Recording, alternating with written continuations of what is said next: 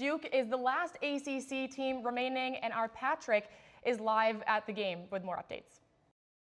Thanks, Alien Tyler. March Madness in New Jersey. Now let's see who's born to run to the Final Four. The team that's now 11-0 in the Garden State in the history of March Madness, the Duke Blue Devils. Let's see the East Region bracket and see how the Sweet 16 went down in Newark.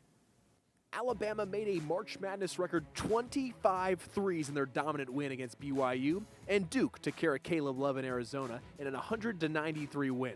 Alabama and Duke are now one win away from the Final Four.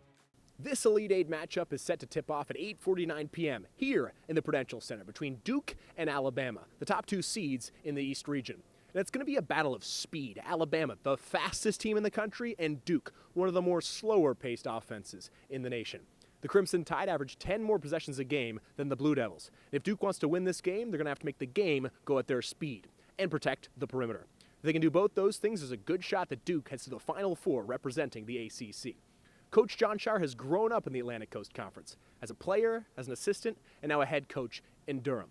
He told us that the past successes of this conference mean a lot to him. And he knows what this conference is capable of doing moving forward. Now, the ACC this season doesn't have 3 of the Elite 8 like they did last March, but they've got Duke. And Duke's got Cooper Flagg, the best player in the country.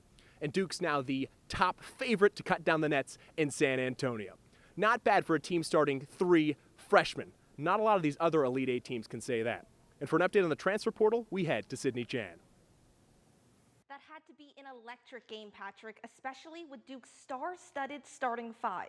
The Blue Devils collected over 280 points over the first 3 games of the tournament, the most in program history.